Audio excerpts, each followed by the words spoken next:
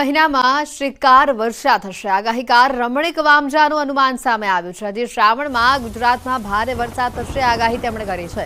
ભારે વરસાદથી નદી નાળા છલકાશે। 5 થી લઈને 8 ઓગસ્ટ સુધી સૌરાષ્ટ્રભરમાં હળવો વરસાદ જોવા મળશે। સૌરાષ્ટ્રના કેટલાક ભાગોમાં 4 ઇંચ સુધીનો વરસાદ પણ થઈ શકે છે। 8 થી લઈને 13 ઓગસ્ટની વચ્ચે સૌરાષ્ટ્રમાં સારો વરસાદ જોવા મળશે। રાજકોટ, જામનગર, ભાવનગર, અમરેલીમાં સારો વરસાદ થશે। 5 થી 8 તારીખની અંદર સૌરાષ્ટ્રમાં 1 થી 4 ઇંચ વરસાદ સમગ્ર સૌરાષ્ટ્રમાં છૂટો થયો વરસાદ તેવું મારું અનુમાન છે।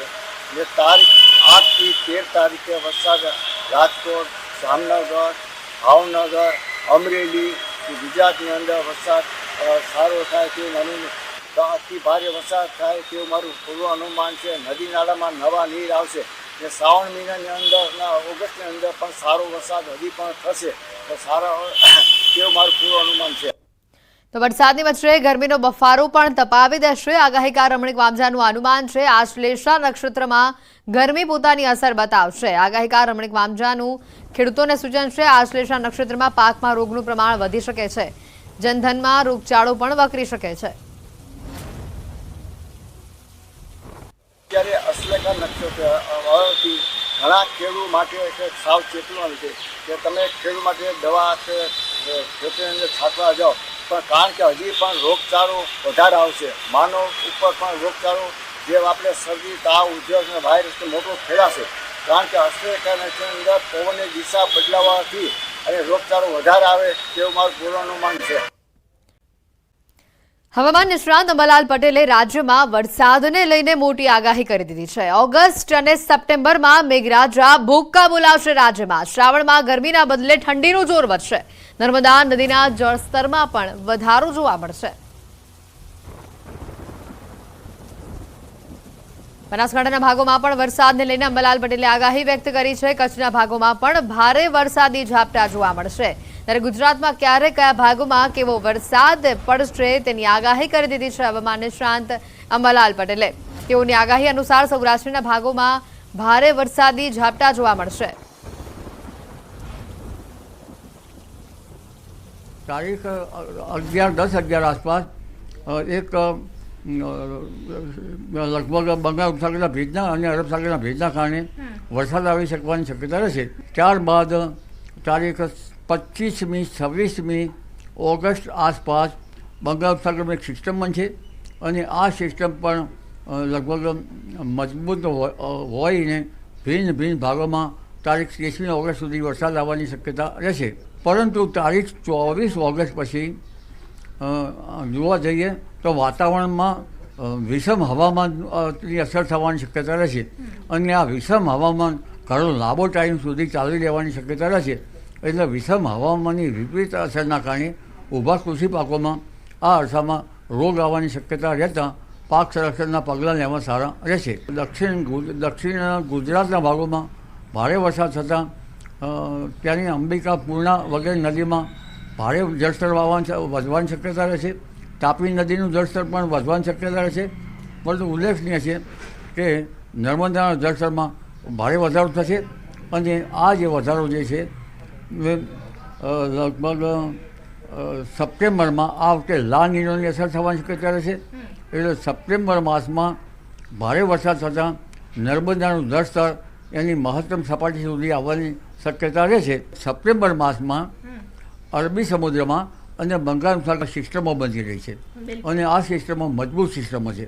હવાના દબાણ હળવા ઊભા થવાથી ડીપ ડિપ્રેશન સુધી જઈ શકે। ક્યારેક તે સાયક્લોન નજીક જવાની પણ શક્યતા રહેશે અને આ સિસ્ટમ ગુજરાતના ભાગોમાં ભારેથી અતિભારે વરસાદ થવાની શક્યતા લાવશે। અરબ સાગર પણ સક્રિય રહેશે। પરંતુ ઉલ્લેખનીય છે કે આ વખતે પાક લગભગ નિઘલ અવસ્થામાં હોય। નિઘલ અવસ્થામાં જે પાક રહે છે તેને બગાડ થવાની શક્યતા છે। પણ 23 સપ્ટેમ્બરથી લગભગ ગરમીમાં વધારો થશે અને આ જે ગરમી જે છે એ લગભગ નવેમ્બરના પહેલાં 23 સપ્ટેમ્બરથી 23 ઓક્ટોબર આસપાસનું ગરમીનું જોર વધારે રહેશે અને આ ગરમીના કારણે જે ખેતરમાં પડેલા જે પાસરાઓ છે એમાં ઝેરી જીવજંતુ પડવાની શક્યતા રહે છે. 13મી સપ્ટેમ્બર પછી જે વરસાદ આવશે એ કૃષિ પાકો માટે સારું રહેશે. અમદાવાદમાં સેટેલાઇટના બિલેશ્વર મહાદેવ મંદિરે શ્રદ્ધાળુઓ ઉમટ્યા. શ્રાવણ માસના પ્રારંભની સાથે શિવાલયોમાં ભક્તોની ભીડ જોવા મળી. પ્રથમ સોમવારે શિવજીને રીઝવવા ભક્તોની ભીડ જામી. શિવાલયો ભોલેનાથના જયનાદથી ગુંજી ઉઠ્યા.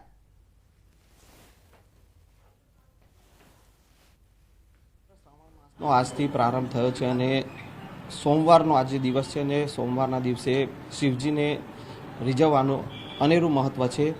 બિલેશ્વર મહાદેવ મંદિર જે સેટેલાઇટ વિસ્તારમાં આવેલું છે ને આપ જોઈ શકો છો ભક્તોનો ભારે ધસારો જે છે તે ભગવાન શિવને રીઝવવા માટે અહીંયા ભગવાન શિવને જળાભિષેક કરવા માટે, દૂધનો અભિષેક કરવા માટે અને પૂજા માટે મોટી સંખ્યામાં ભક્તો અહીંયા પહોંચ્યા છે અને જય ભોલેનાથના નાદ સાથે શિવાલય ગુંજી રહ્યું છે. પવિત્ર શ્રાવણ માસનો આજે પહેલો સોમવાર છે અને ભક્તોનો ભારે ધસારો છે. ભક્તો આપણી સાથે છે, તેઓ પાસેથી પણ જાણીશું. શું કહેશો, વર્ષો બાદ આ સંયોગ આવ્યો છે કે સોમવારથી જ શ્રાવણ માસનો પ્રારંભ થઈ રહ્યો છે અને શ્રાવણ માસ પૂરો પણ સોમવારથી થશે. હર હર મહાદેવ. આજે 72 વર્ષ બાદ આવો સુવર્ણ યુગ આપણને મળ્યો છે કે જ્યાં શ્રાવણ મહિનાની શરૂઆત પણ સોમવારથી થાય છે અને શ્રાવણ મહિનાનો અંત પણ સોમવારથી થાય છે. તો અમે ભાવિ ભક્તો દરરોજ શ્રી બિલેશ્વર મહાદેવના દર્શન કરવા માટે આવીએ છીએ. આજે અનેરા મહત્વ માટે અમે આજે રઘુરુદ્રની પૂજા કરી અને આ મહિના દરમિયાન અનેક યોગોનું પણ સંયમ થવાનો છે, જેમાં ગજકેસરી યોગ, કુબેર યોગ, પ્રીતિ યોગ એવા અલગ અલગ 9 પ્રકારના યોગ પણ થવાના છે. તો એ માટે દાદાને રીઝવવા માટે અમે પૂરો પરિવાર આજે દર્શન કરવા માટે આવીએ છીએ. તો સર્વે ભાવિ ભક્તોને ઓમ નમઃ શિવાય, જય બિલેશ્વર મહાદેવ કી જય. કેટલા સમયથી અહીંયા આવો છો દર્શનમાં? અમે છેલ્લા 1 વર્ષથી આવીએ છીએ અને આજે પવિત્ર શ્રાવણ માસનો પહેલો સોમવાર છે અને આજે સવારે એટલા ભાવિ ભક્તો બહુ પ્રેમથી અને આનંદથી આજે પૂજા કરી છે અને બહુ અમને આનંદ મળ્યો અને આરતી અને પૂજામાં બહુ જ મજા આવી અને બસ આવી જ રીતે બધાની મનોકામના પૂર્ણ થાય એવા બિલેશ્વર મહાદેવના આશીર્વાદ. હર હર મહાદેવ. શું કહેશો, આજે સોમવારનો દિવસ છે, ભગવાન શિવને સોમવારના દિવસે પૂજાનું અનેરું મહત્વ? આજે મહાદેવનો પહેલો સોમવાર છે પહેલાં તો, અને શ્રાવણ મહિના છે તો ઓમ નમઃ શિવાય, હર હર મહાદેવ.